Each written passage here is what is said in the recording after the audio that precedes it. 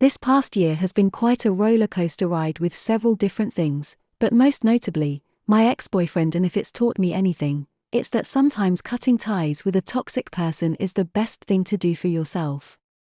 The two of us had been together for very close to 3.5 years. I had just turned 16 a few months prior to meeting him, and he was about to turn 17 a few months after we started dating, so we were each other's high school sweethearts in a sense. We had really only known each other for about 2 months before we went on our first date and then began dating that same night, probably the first of many red flags to appear. The first 6 months were incredible, honestly. I was so happy I had finally found someone to love me for me and accept who I was despite my sexuality and lack of religion, which seemed to be major issues in a lot of my previous friendships. He was sweet, kind, understanding, and listened to me without a single complaint. At least until I decided I was ready to give myself to him, or at least I thought I was ready. He had already been subtly pressing about the whole thing after a couple months of being together, but being the naive teenager I was, I didn't recognize it as being pressuring. After the 6th month mark had finally arrived, I felt I was ready, and I finally let him take the one thing I will never be able to get back from him. From here on out, this is where things kinda start to slowly go downhill. About a month later, he began to get less patient with me, less understanding, and nowhere near as kind as he had been. He started to become extremely uncommunicative with me and wouldn't listen to me when I tried to tell him what was bothering me. He acted as if my depression and anxiety were a massive burden to him and would get annoyed with me whenever I got paranoid or super down some days. He would constantly say that I had no reason to be depressed because I had him to make me happy, which he did, but it should be known that that's not how depression works.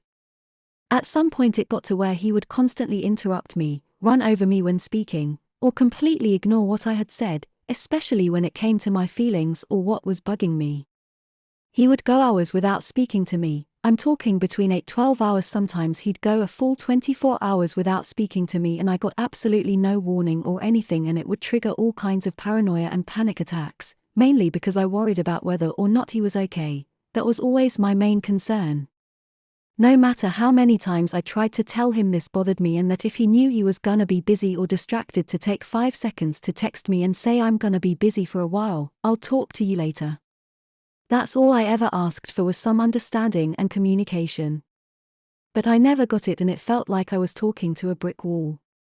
This continued on for pretty much throughout the entire relationship, and eventually later on, after 2 years, it was nothing but a bunch of petty arguments and, to put it bluntly, sex. That's all our relationship was towards the last 1.5 years. It became a repetitive cycle of him coming over to my house. We'd hang out normally for about 30 minutes, we'd have sex, and then he'd immediately become glued to a video game he brought with him, and he'd hardly pay attention to me.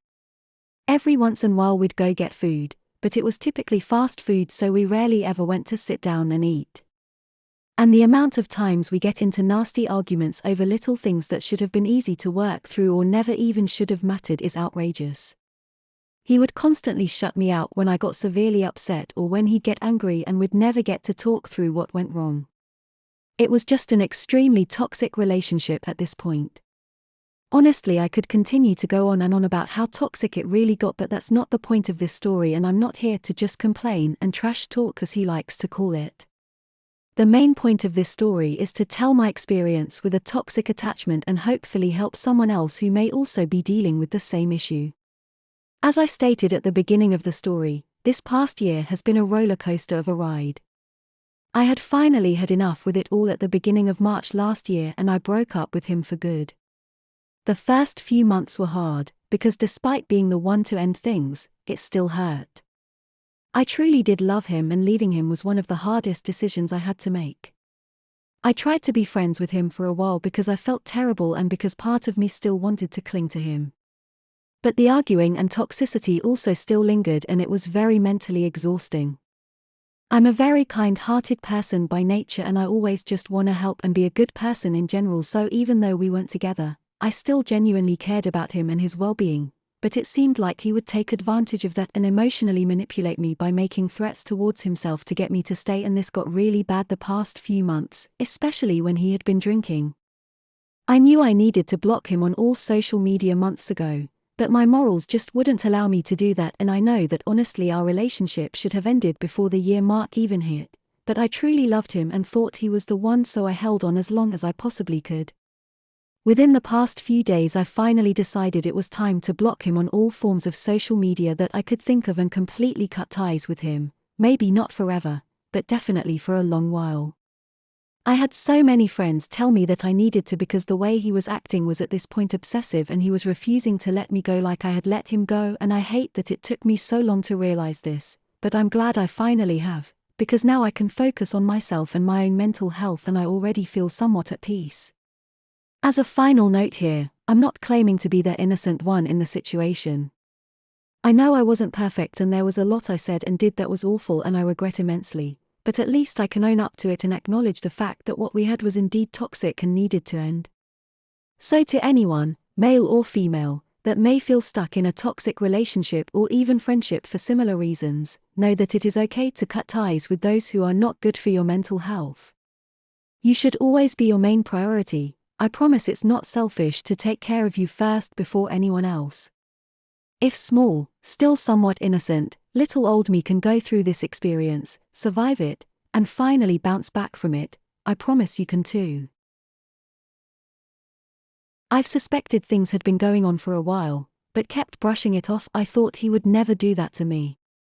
Since around April, he's been refusing my attempts to have sex most of the time, sitting differently on the couch to where he's facing away from me, little things. It's with one of our good friends. She came to my house a few weeks ago. She's texted me. She's pretended to be there for me. I found out because I rolled over and they were having a Snapchat conversation. She said she wished she could be there to hold him and he summarized that I tried to seduce him last night and mocked it.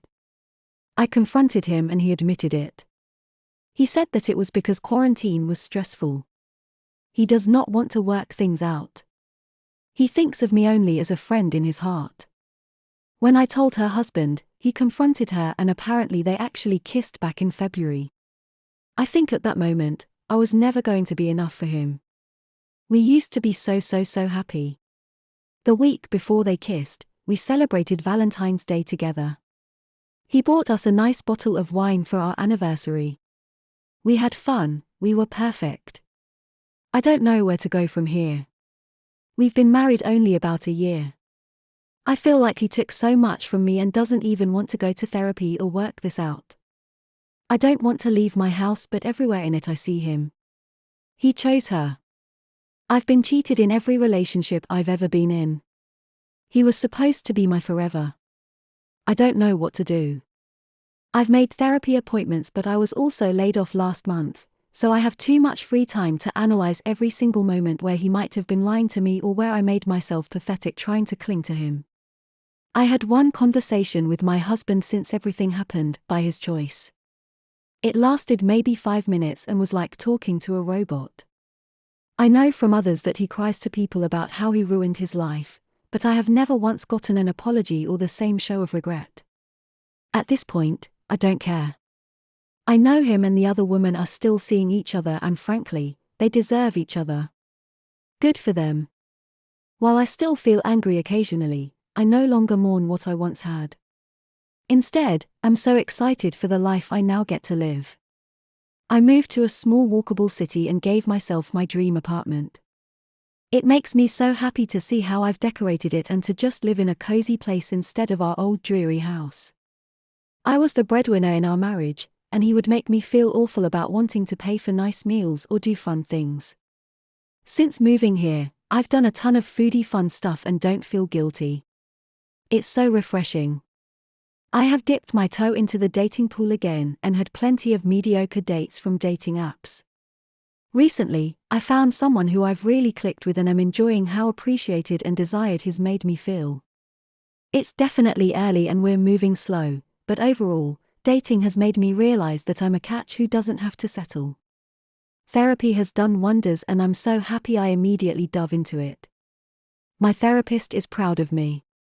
I'm proud of me. I've stopped looking at being divorced as a failure.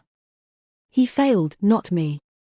I'm genuinely happy and excited to wake up each morning and no longer feel like this terrible weight is sitting on my chest.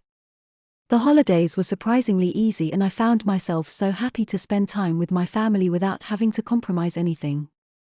So all in all, life is good and there's so much of it ahead. Looking back, I can't believe I wasted so much time thinking about how I could get him to come home. I've made my own home and my own happiness, and that is worth so much more.